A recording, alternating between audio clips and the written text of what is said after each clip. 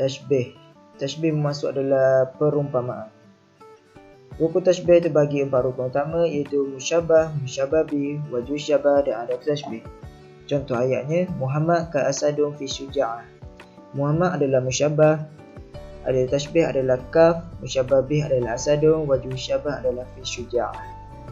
Untuk aqsam tashbih adalah terdapat 5 bahagian utama, iaitu mursal, muakkad, mufassal, mujmal dan baligh. Untuk anwa' tashbih terbahagi kepada 4 rukun utama, iaitu mursal mufassal, mursal mujmal, muakkad mufassal dan baligh. Untuk mursal mufassal adalah dinyatakan ada tashbih dan wajh syabahnya, dan mursal mujmal pula dinyatakan ada tashbihnya dan dihazafkan wajh syabah. Bagi muakkad mufassal pula dibuang ada tashbihnya dan dinyatakan wajh syabah, dan baligh dihazafkan ada tashbih dan wajh syabah. Untuk tarafai iaitu musyabbah musyabbah bih ada 3 keadaan, iaitu al-hissiyani, al-aqliyani, al-mukhtalifah. Al-hissiyani adalah dapat dilihat secara zahir, secara jelas. Al-aqliyani adalah perlu difahami secara akal. Al-mukhtalifah ni iaitu kedua-duanya dalam keadaan berbeza. Sebagai contohnya, masa itu seperti pedang. Okey, ada tashbih kadang-kadang boleh dinyatakan dalam 3 keadaan, iaitu dalam bentuk isim, fi'il dan harf.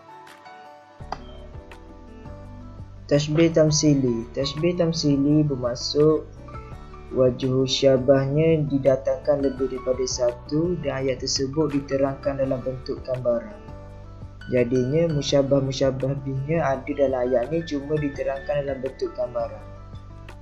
Sebagai contoh ayatnya, masalul ladzina humilut taurata summa lam yahmiluha kamasalil himari yahmilu asfara. Kalau contoh untuk tashbih tamsil ni, kita kena faham keseluruhan makna ayat ni. Contoh makna ayat ni, orang-orang diberi tugas membawa kitab Taurat tetapi tidak faham isinya, diumpamakan seperti keldai yang membawa buku-buku yang tebal. Jadi dalam ayat ni, masalul ladzina humilut taurata summa lam yahmiluha ni dikenali sebagai musyabbah dia.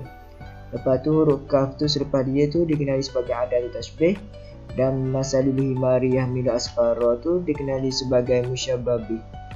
Adanya wajh syabah ni dalam bentuk suatu gambaran yang tidak jelas. Jadi kita kena faham seluruh ayat ni dalam bentuk keadaan ayat ni lah. Jadi daripada keseluruhan makna ayat ni kita dapat simpulkan satu keadaan, iaitu lelah ataupun penat memikul sesuatu yang bermanfaat tanpa mengambil manfaat daripadanya. Itu dikenali sebagai wajh syabah. Assalamualaikum warahmatullahi taala wabarakatuh. Assalamualaikum warahmatullahi taala wabarakatuh. Nama saya Wawan bin Amir, nombor matris 055916. Okey, seterusnya saya akan menerangkan secara ringkas ataupun saya akan menyimpulkan tajuk tashbih domni dan tashbih maklub. Okey, jadi secara ringkasnya tashbih domni ini dapat difahami, iaitu tashbih yang menggambarkan perumpamaan musyabbah dan musyabbah bih dalam bentuk gambaran yang umum. Jika tidak diperhatikan dengan betul-betul, musyabbah dan musyabbah bih dalam tashbih domni ini seolah-olah menceritakan dua perkara yang berbeza. Jadi untuk lebih jelas, mari kita lihat contoh yang berikut. Contoh 1. Tarju an-najata wa lam tasuluk masalikaha.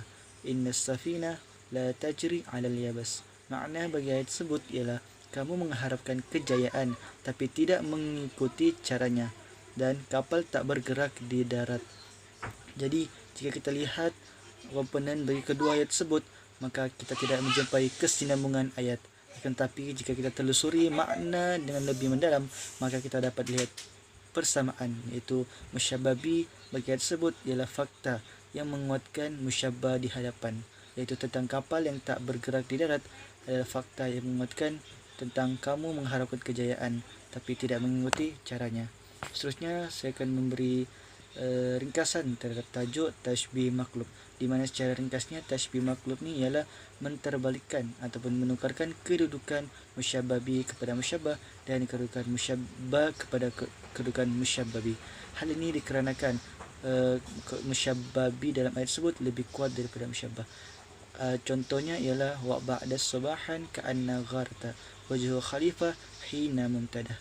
Maksudnya ialah sudah muncul sinar waktu subuh seakan-akan kelipannya, dan adalah muka khalifah ketika dipuji. Jadi kita dapat lihat ayat pertama ialah musyabbah bi dan ayat kedua tersebut ialah musyabbah. Hal ini dikarenakan musyabbah bi dalam ayat tersebut lebih kuat daripada musyabbah. Hal itu disebabkan musyabbah bi tersebut diletakkan di hadapan dan musyabbah diletakkan di belakang. Itu saja daripada saya. Sekian, terima kasih. Assalamualaikum warahmatullahi taala wabarakatuh. Nama Muhammad Fakrul Azam bin Ramdan, nombor metrik 055078. Okey, penerangan tentang al-isti'arah al-murasyahah. Isti'arah murasyahah ni ialah ya ma dzukira ma'uha mula'im al-musyabbah bih. Ianya disebut bersama dengan al-musyabbah bih. Okey, contohnya di sini ialah a'udzubillahi minasyaitanir rajim. Ulaika alladzina istarau ad-dhalalata bil huda fama rabihat tijaratuhum wa ma kanu muhtadin. Maksudnya mereka itulah orang-orang yang membeli kesesatan dengan meninggalkan petunjuk, maka tiadalah beruntung perniagaan mereka dan tidak pula mereka beroleh petunjuk. Okey, dia punya penerangan ialah pertukaran yang dibandingkan dengan membeli digugurkan musyabbahnya dan disebut lafaz musyabbah bihnya mengikut gaya bahasa isti'arah tasrihiyah. Ucapan fama rabihat tijaratuhum ini menjadi sifat kepada musyabbah bih, dan isti'arah ini digelar sebagai isti'arah murasyahah. Okay, boleh tengok di sini al-musyabbah ni ialah al-istibdal, al-musyabbah bih ni al-istira'u wa tashabbah ahsanul fa'idah. Okay, seterusnya al-isti'arah mujarradah. Maksud isti'arah mujarradah ialah ya ma dzukira ma'uha mula'im al-musyabbah. Ianya disebut bersama dengan al-musyabbah. Contohnya wa'ada al-badru bi ziyarah lailan fa idza ma wafa qadaitu nuzuri. Maksudnya khalifah berjanji menziarahiku pada waktu malam. Apabila bagi dan sampai ku laksanakan hajatku. Asal dia wa'ada al-khalifah kal badru, tapi dia tak boleh nampak al-khalifah tu. Bagaimana kita tahu ada khalifah kat sini? Sebab dia ada perkataan wafak. Maksud dia baginda. So kita boleh tahu wafak tu ialah baginda, takkan boleh jadikan al-badru pula kan? Faham tak? Okay, so al-musyabbahnya ialah al-khalifah, itu habibah, dan al-musyabbah bihnya al-badru. Tadi tu atas tu wajah syabah dia al-jamal. Wallahu a'lam. Assalamualaikum warahmatullahi wabarakatuh.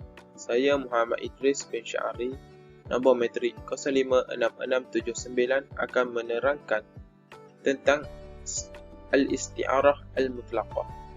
Ta'rif al-isti'arah mutlaqah.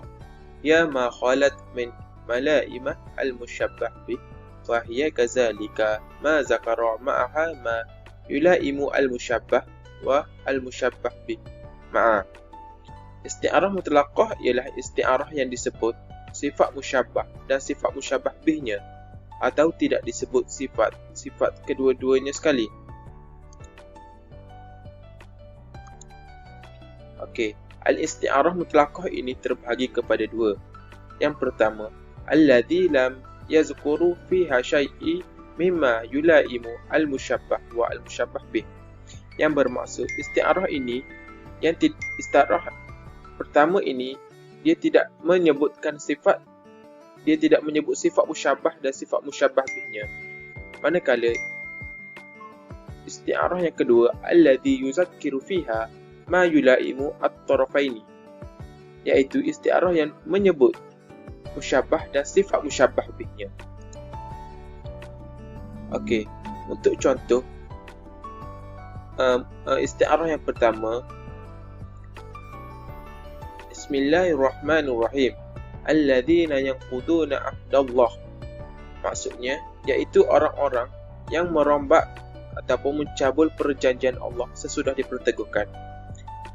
Urayanya, hal ini kerana pembatalan perjanjian ini dibandingkan dengan memutuskan tali, digugurkan musyabbah dan disebutkan lafaz musyabbah bih mengikut gaya bahasa isti'arah tasrihiyah. dan tidak disebut dalam ayat ini sifat musyabbah dan sifat musyabbah bihnya. Manakala isti'arah yang kedua pula, contohnya ialah tara al-khabar fi al-Madinah. Maksudnya ialah berita berterbangan, iaitu tersebar di bandar tersebut. Berita dibandingkan dengan burung, digugurkan musyabbah bih dan disimpulkan satu sifat kelazimannya, iaitu terbang, tara, mengikut gaya bahasa isti'arah makniyah. Ungkapan fi al-Madaniyah itu pula sesuai untuk sifat musyabbah dan sifat musyabbah bihnya, kerana kita boleh katakan burung yang terbang di bandar itu dan berita tersebar di bandar tersebut. Sekian, terima kasih.